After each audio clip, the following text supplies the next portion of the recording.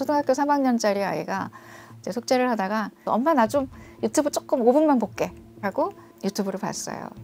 유튜브 보더니 잘 쉬었는지 공부 열심히 하네.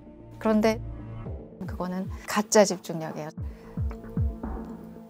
훨씬 강렬한 자극에 반응하는 뇌가 그 5분 동안에 설정이 돼버렸기 때문에 뇌 속에선 지금 엉망진창이 돼 있는 거라는 걸 부모님들이 아셔야 돼요. 유사 ADHD처럼 애가 뇌가 망가지는 거예요. 저는 절대라고 말하고 싶습니다.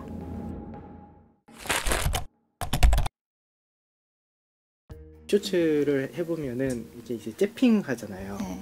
그러니까 내가 강하게 보상을 받은 재미난 쇼츠가 나왔는데 다음에 재미없는 게 나올 수가 있잖아요. 그런데 이게 이제 내가 빠르게 넘기다 보면 또 그 느낌이 나오겠지라는 것 때문에 기대감을 갖고. 예, 이게 무슨 이게 약간 룰렛 돌리듯이 이거를 못 끊겠는 거죠. 바로 그 넘기는 그 행위 자체가 강한 거, 더 강한 거, 금방 거 지루했는데 조금 더 강한 거 없어? 그러면서 자꾸 찾아나가는 그 과정에 벌써 그 보상 회로의 늪에 빠져버린 거예요. 그 루프에. 그게 무서운 거죠. 조금이라도 지루한 건 보다가 그 5초 보다가 말아버리는 거죠.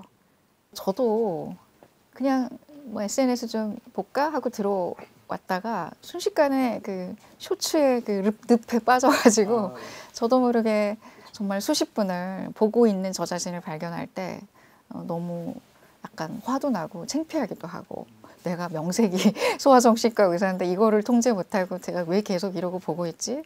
저 자신도 이럴지언데 아이들은 어떨까에 대한 걱정을 이제 하게 되는 것이죠. 어린아이일수록 얼마나 뇌가 아직 미숙하고 브레이크 시스템이, 통제 시스템이 제대로 작동하고 있지 않은데 그 밑에 보상회로 조금 막 들끓고 있으니, 우리 어른들도 이렇게 통제하기가 어려워서 자기도 모르게 계속 막 몇 시간씩을, 한두 시간씩을 보고 있는데, 아이들은 부모의 통제가, 부모의 관리 감독이 없다면 그거는 조절할 수가 없는 게 너무 자연스러운 거예요. 안녕하세요. 저는 세브란스병원 소아정신과에서 근무하는 천근아라고 합니다. 그래서 이 주제가 저는 굉장히 중요한데, 아이들이 전두엽이 미숙하다, 뭐 그런 이야기는 정말 많이 이제 듣고 계시잖아요. 내가 이렇게 있으면 이 안쪽에 강한 보상 회로가 있어요. 강렬한 자극에 반응하는 보상 회로가 이 변형계 내에 선조체라는 부위, 그 선조체 중에서도 복측 선조체에 위치하고 있습니다. 여기가 중뇌라고 이제 가정을 하면 복측 피계 영역이라고 하는 부분인데, 그 부분에서 도파민이 분비가 되거든요. 그것이 측좌액이라는 부분으로 연결되는 그 부분이 보상 회로예요. 그 부분이 강하게 자극이 돼요. 그러면 이제 전전두엽에서 통제 시스템이 그게 잘 이렇게 조절을 해주는데, 아이들은 어떻죠? 전전두엽이 미숙하잖아요. 전두엽은 만 18세 이후에나 완공이 돼요. 그러다 보니까 미숙한 전전두엽이 그 변형계를 컨트롤 해줘야 되는데, 탑다운 시스템, 위에서 아래로 향하는 그 시스템이, 조절력이 제대로 발휘를 못하게 되고, 바텀업 시스템, 그러니까 아래에서 위로 향하는 그 회로만 막 들끓고 활성화가 되는 것이죠. 이제 그렇게 되면 조절력이 계속 약한 아이가 될 수밖에 없어요. 뭔가를 짧고 강한 게 보고 싶어. 그러면 즉각 반응해야 해. 그런 학습 패턴이 뇌에 자리 잡게 돼버리는 겁니다. 기다리는 뇌, 참는 뇌가 되어야 되는데, 어떤 강한 자극에 의해서만 반응하는 그런 뇌. 그래서 우상에만 반응하는 그런 보상받는 뇌로 설정이 돼버리는 거예요, 이 뇌가. 그러니까 어떤 취향이나 뭐 그런 의지의 문제가 아닌데, 그거를 야 너는 그거 계속 보고 있어, 그만 봐야지. 이미 보상회로가 너무 강렬하게 활성화됨으로써 뇌가 벌써 재편돼 버리면 그 다음에는 자기 의지를 떠나버리게 되는 거예요. 누군가가 도와줘야 되는 상황이 되는 겁니다.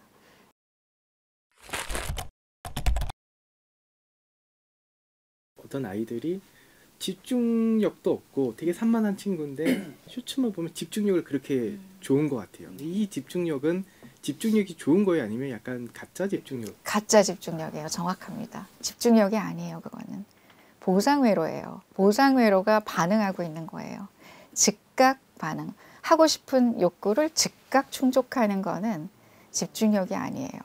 집중력의 정의는 지루한 거, 하기 싫은 거, 해야 할 거, 덜 자극적인 거를 지루하지만 참고 해내는 거, 완성해내는 것이 집중력의 정확한 정의입니다. 하고 싶은 걸 뒤로 미룰 수 있는 능력, 당장 하고 싶은 걸 지연시킬 수 있는 능력, 그럼에도 불구하고 뭔가를 마쳤을 때 뿌듯해하고 만족감을 느끼는 능력이 바로 집중력이에요. 예를 들어볼게요. 초등학교 3학년짜리 아이가 이제 숙제를 하다가 엄마가 내가 공부하고 있는 걸 뿌듯해하는 것 같으니까 그 틈을 이용해서 엄마 나 좀 유튜브 조금 5분만 볼게 하고 유튜브를 봤어요. 그럼 그 아이가 20, 30초씩 되는 쇼츠 영상을 5분 동안에 한 몇 개 봤다고 해봅시다. 그러면 다시 숙제로 돌아와야 하는데 쇼츠를 보기 전 뇌의 상태보다도 훨씬 강렬한 자극에 반응하는 뇌가 그 5분 동안에 설정이 돼버렸기 때문에 그 이전에는 그래도 곧잘 문제도 풀고 지루한 거 조금 견디던 뇌가 그 짧은 순간에도 5분 동안 쇼츠를 본 것 때문에 옆에서 뭔가 띵 하고 울리면 바로 반응하는 뇌가 돼버리는 거예요. 그러니까 분산이 돼버리는 뇌가 돼버리는 거예요. 아무리 짧은 5분이라도 그건 쉬는 게 아니라 엄청나게 일을 하게 만들고 엄청나게 도파민을 막 그냥 폭발시키기 때문에 도파민이 안 나오죠. 공부할 때는 지루하니까. 그러면 얼마나 힘들겠습니까? 숙제를 마치지 못하게 돼요. 그러니까 애가 그냥 앉아서 유튜브 보더니 잘 쉬었는지 공부 열심히 하네. 사실은 뇌 속에선 지금 엉망진창이 돼 있는 거라는 걸 부모님들이 아셔야 돼요. 우리가 이제 고급 기능을 하는 뇌가 네오회로가 전전두엽 그리고 해마가 기억을 담당하는 영역이거든요. 해마 선조체 그런 연결성이 활성화돼야지 사람이 계획도 하고 싶은 것도 좀 참아가면서 정말 해야 될 일을 하고 우선순위도 결정하고 뭔가 좌절된 상황에 있을 때도 오뚜기처럼 이렇게 우뚝 다시 일어나서 해야 될 일을 하는 그런 사람이 될 터인데 이제 그 보상회로가 아까 과도하게 활성화되면 이 전전두엽도 약해져요. 너무 밑에서 이게 들끓으니까 통제력이 웬만해 갖고는 안 된다는 거예요. 그거를 복측 선조체 그 보상회로의 그 측좌액이라는 게 있다고 그랬지 않습니까? 그쪽이 너무 과도하게 이제 활성화되면 참을성 없는 뇌 그리고 뭔가 자기 조절력이 어려운 뇌 기다리기 힘든 뇌가 되는 것이죠. 마치 뭐가 연상이 되세요? ADHD처럼 유사 ADHD처럼 보이는 거예요. 참을성 없는, 조절력이 없는, 계획성 없는, 즉각 뭔가 만족되지 않으면 막 화가 나고 근데 비단 ADHD만 문제가 아니고요. 도파민 회로하고 관련된 모든 그 정신장애는 다 생길 수 있는 거예요. 그런데 보면 도파민이라는 거는 또 적정하게 분포가 됐을 때 에너지도 생기고 뭐 하고 싶은 뭔가 의욕도 있는 거지 않습니까? 근데 그게 밸런스가 깨져 있고 부족해. 전두엽에서. 그러면 우울증이 될 수 있는 거예요. 또 너무 보상회로 쪽 얘기만 했는데 들끓어. 그러면 조현병이나 조증 증세를 유발할 수 있는 어떤 소인을 갖게 되는 것입니다. 전반적으로 뇌의 신경 전달 물질의 균형 조절 능력이 시스템이 깨져버리게 되기 때문에 굉장히 다양한 정신장애로 이완될 수 있는 어떤 리스크, 위험도가 높아지는 뇌가 된다. 쇼츠로 인해서 망가질 수 있는 가장 리스키한 나이대가 한 어느 정도? 3세, 만 3세까지가 가장 크리티컬 피리어드, 결정적 시기라고 해서 매우 중요해요. 그때 어떤 자극이 주어지느냐가 매우 중요한데 그때는 정말 저는 절대라고 말하고 싶습니다. 가능하면이라는 표현도 쓰고 싶지 않아요. 절대 스마트 기기, 영상 안 보여줘야 돼요. 저는 제 진료실에 왔을 때 어머님들이 동생들을 많이 데리고 오세요. 여동생이 지루해하니까 스마트폰을 슬쩍 주면서 참고 좀 기다려. 안 돼요, 어머님. 제가 저 안 볼 때 뭐 주는 것까지는 제가 못 봤으니까 뭐라고 할 수 없지만 제가 보는 데서 제가 이거를 용납할 수는 없습니다. 영상 시청하지 말고 여기 장난감 있지? 그거 가지고 놀아. 그리고 잘 장난감 갖고 예쁘게 놀고 있으면 선생님이 이따가 예쁜 스티커 하나 붙여줄게. 형제한테도 그렇게 해요. 엄마들이 그러니까 그냥 무심코 스마트폰을 줘버리는 거죠. 조금만 지루하거나 애가 기다려야 되는 상황이 될 때 대기실에서 보면 다 애들 스마트폰 보고 있어요. 그러니까 그런 것들이 그냥 무심코 이루어지고 있는데 영유아기 학령 전개까지는 정말 조심해야 되고 학령기도 저는 마찬가지라고 생각하고요. 전두엽은 18세, 20세까지는 계속 공사 중이에요.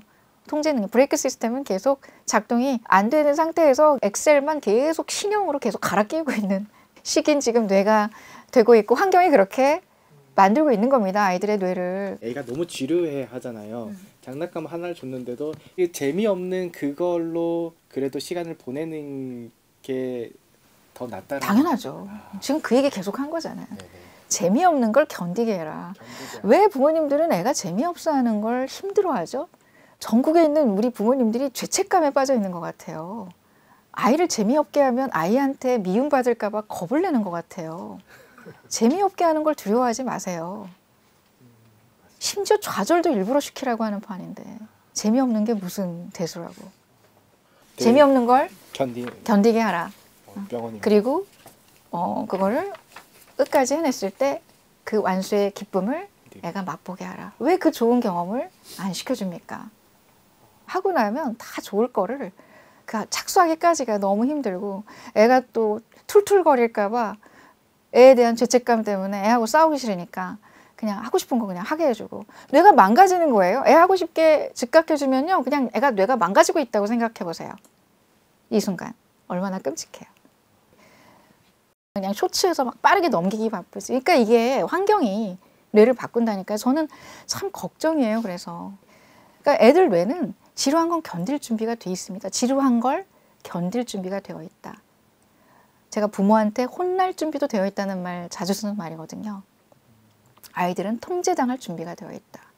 그런데 부모가 통제를 안 할 뿐이다.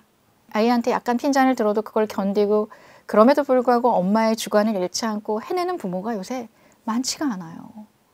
뭔가 이렇게 애한테 사랑받으려는 거에 갈구하시는 분들이 굉장히 많다는 거죠. 그게 아이들의 뇌를 사실은 망가뜨리고 있다라는 식으로 생각을 하신다면 절대 죄책감 느끼지 말고 뭔가 아이가 하고 싶은 걸 즉각 충족되지 않았을 때 그 좌절 감내력을 기르게 해야 한다. 그랬을 때 더 큰 보상이 온다는 걸 느끼게 해줘야 된다. 그러면 그 아이는 조금씩 뇌가 탑다운 시스템이 점점 강화가 될 거다. 더 공부를 잘하는 애가 된다. 학업 능력이 더 뛰어난 애가 된다. 대인관계가 더 좋은 아이가 된다. 자기 일상생활 리듬이 더 규칙적인 아이가 된다. 자기조절력이 뛰어난 아이가 된다. 훌륭한 사람들의 모든 덕목을 갖추게 되는 거예요.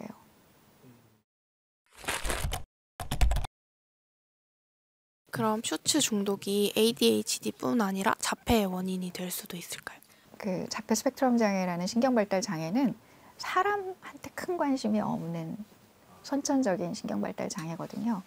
그러면 아주 영유아기 초기부터 사람의 눈을 잘 안 보고 사물에 집착하고 사물을 더 좋아해요.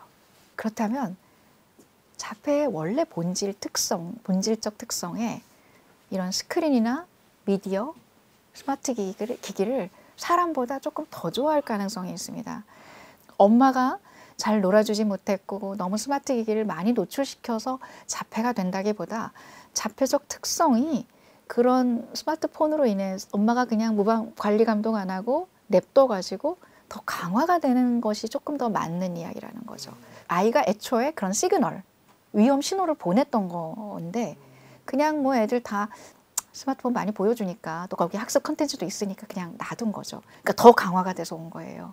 그래서 지금이라도 늦지 않았으니 그런 미디어를 끊고 또 스마트폰 이 아이가 쓱 가져가려고 할 때도 어머님이 절대 주지 마시고 엄마하고 소꿉놀이 하면서 눈 맞추면서 상호작용 놀이 하시고 가능한 밖에 나가서 뭔가 액티비티 함께 하시고 핑퐁 놀이 많이 하시고 그런 쪽으로 더 하셔야 이 아이의 어떤 자폐적 성향이나 그런 미디어에 집중하려는 집착하려는 이런 것들이 약화되기 때문에 이런 부분을 주의하셔라라고 제가 말씀을 많이 드립니다. 우리 애가 거기에 스마트폰을 볼 때 굉장히 집중을 잘하고 또 컨트롤도 잘 되는 것 같으면 이게 약간 착각일 수 있다라는 얘기죠.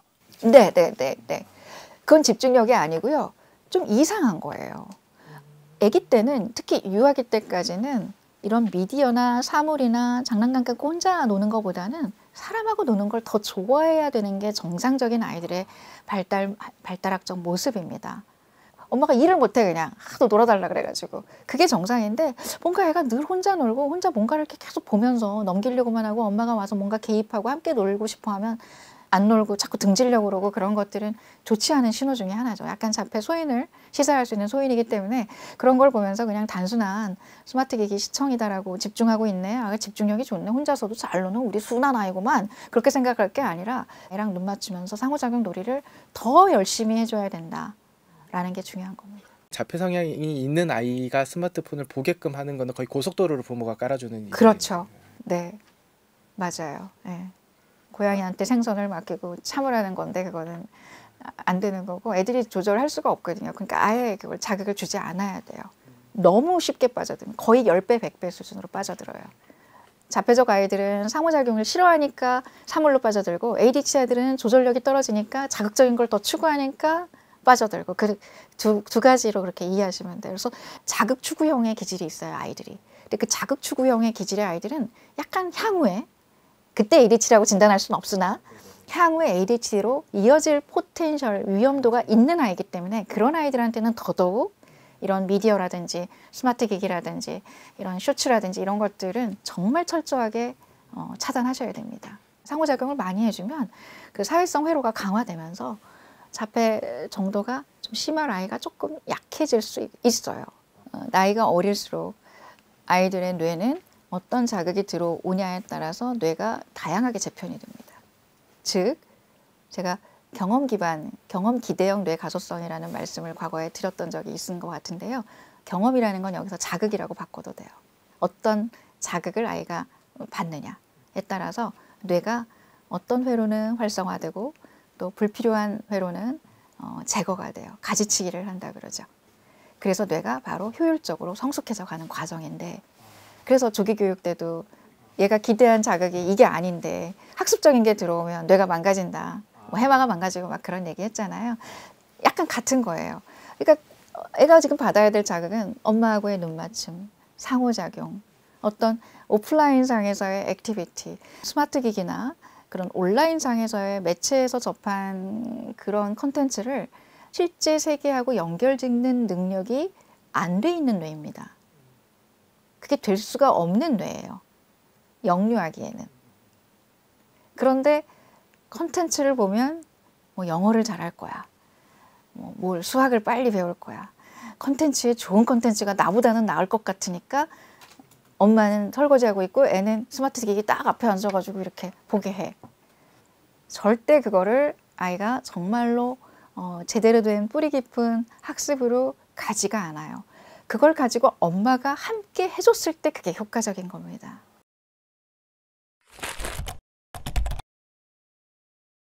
WHO와 미국 소아과학회에서는 만 2세, 24개월 이전의 아이들에서는 영상 시청을 금지하고 있습니다. 그리고 만 3세에서 5세 사이에서는 1시간으로 제한하되 그것조차도 꼭 부모하고 함께 상호작용하면서 공동 시청을 해라 라고 주지시키고 있어요. 정확하게 가이드라인에 나와 있습니다. 지금 국내에서도 한 만 3, 4세 애들이 42.4%? 그러니까 쇼츠에 노출돼 있다는 국내 실태 조사가 있더라고요. 깜짝 놀랐어요.